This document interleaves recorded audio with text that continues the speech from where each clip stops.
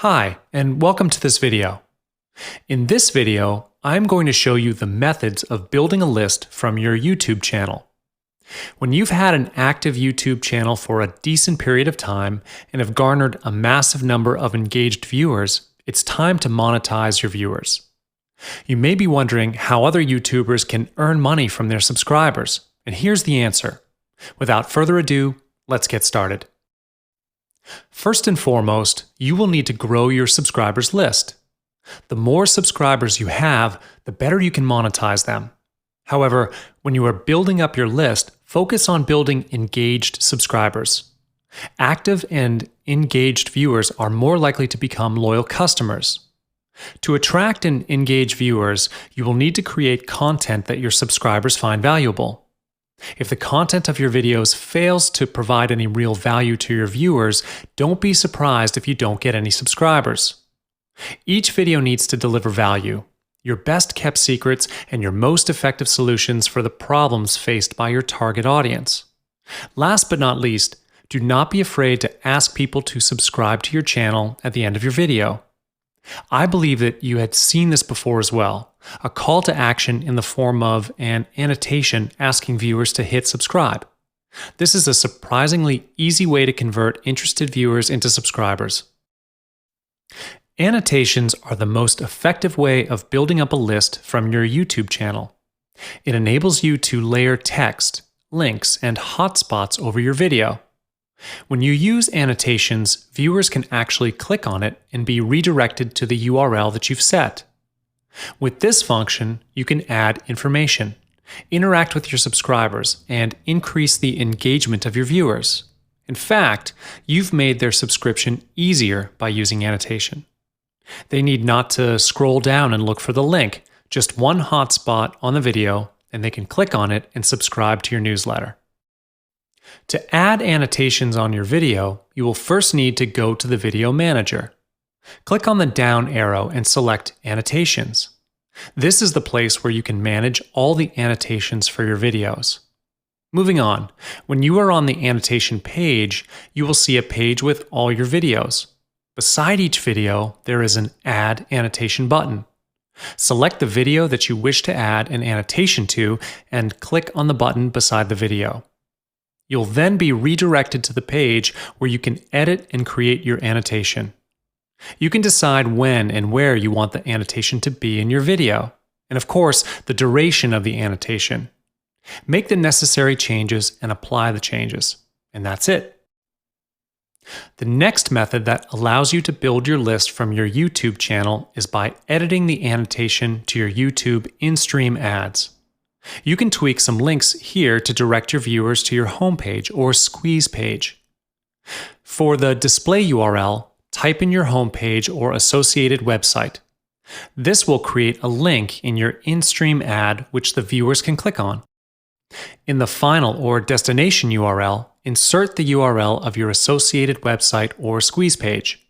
So when viewers click on the link, they will be directed to your associated website or squeeze page instead. To set up the annotation on your in-stream ads, go to the settings for your in-stream section, and then type in the relevant URLs. And then just scroll to the bottom of the page and hit the Save button.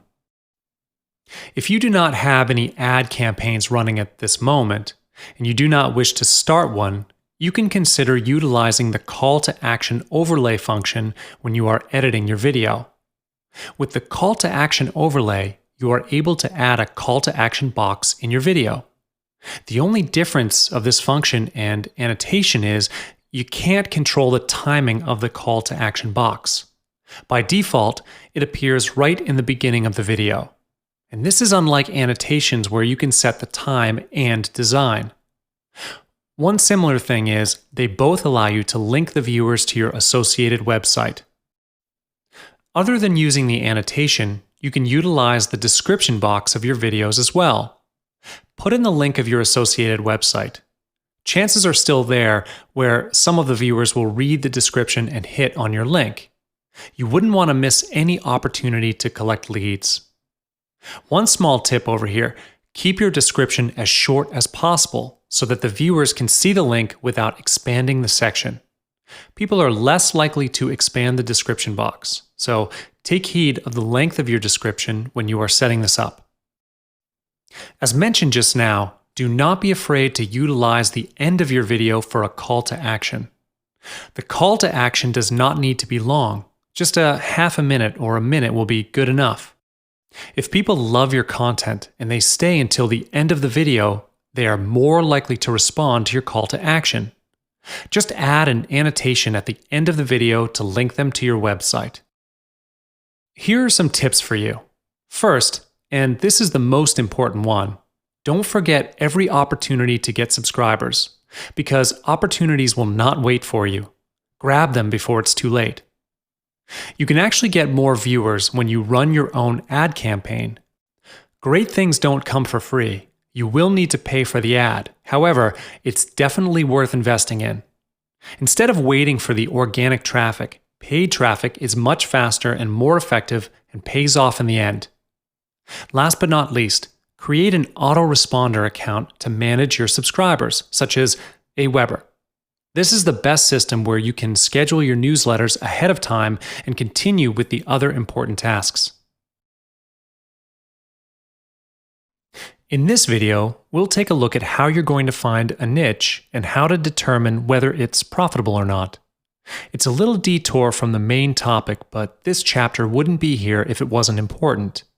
You will need to have content for your videos before anything else, and crafting good content depends a lot on the niche you're in. Your niche will determine almost every aspect of your marketing campaign that includes your videos. So let's jump in, shall we? Many marketers, especially newbies, mistreat video content as being identical to blog posts, which is not true. This is a common mistake made by most companies, which is why they fail in video marketing. The video content often has no compelling story and uses overly complex call to actions. These decrease the impact of your video on your audience. You need to understand video as its own media, not just another version of a blog post which conveys its message through text. Video utilizes text, visual and graphics, and sound to explain your message. Fully utilize videos to market your products or services, and you will see how amazing it is compared to just text. The content must be meaningful even if it were in text and image form.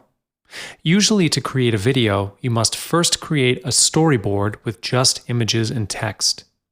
After you have the storyboard ready, read through it and start imagining the visuals and audio that would fit in. If you can easily imagine your message by just the images and text, you can then proceed with the video. The second criteria for the content, obviously, it must be engaging. When you are drafting your storyboard, imagine yourself as one of the viewers that's going to watch this video. Will you watch the video until the end? This is very essential. They will miss the call to action if your viewers aren't going to finish the whole video. In other words, this will not be a video that sells. There are three big niches in the internet business, which are health and fitness, wealth, and relationship. These three niches are wide and generic, with more specific sub-niches within them. When it comes to defining your niche, you need to be as specific as possible. You can identify sub-niches by doing some research on Google or internet marketplaces such as JVZoo. Type in your keyword and see what comes up in the search results. Also, look closely at the Searches Related To section at the bottom of the search results page. The type of video content depending on what kind of message you would like to reach out to your viewers. Here's a list of types of video content for your reference. The first and the most common type of video content is the promotional video. This type of video may be in the form of a review of products or services. Moving on. The next type of video content can be creative or funny content. This type of video is suitable to market a product or services as well. Do not be afraid to get creative. People are more likely to have a better impression towards creative videos. In addition, the content that's relevant to their interests, which leads us back to the second criteria to create your content. Apart from these, you can conduct interviews with some prominent people in the niche. You can pre-record it and upload, or you can conduct a live interview too. If you are in the personal development niche, you can interview the gurus for some tips in doing meditation, for example. As for the how-to videos, you can record a demonstration on how to use a new product, for instance, to engage with your viewers. Always remember that the videos can be just a video to maintain the engagement with your viewers, not necessarily to sell them something. Last but not least, the video can be about a seminar or webinar. Upload a pre-recorded seminar or webinar. The content can be training related. A seminar and webinar can be long, but viewers wouldn't mind to sit through it if the content is relevant to their interest. In addition, they need not to travel over for the seminar if it was held in another country, so why not watch it through YouTube? Now that you've gotten an idea of which niche and types of content you want to choose, next you have to make sure that the niche is active. To find an active niche, you would need to monitor their online activities. There's an easy way to do this, which is through the most accessible social media platform there is, which is Facebook. On Facebook, you can just do a quick search for the groups in your niche. For example, affiliates program. Then Facebook will show you the search results that are probably by the dozens, or if you're lucky, by the hundreds.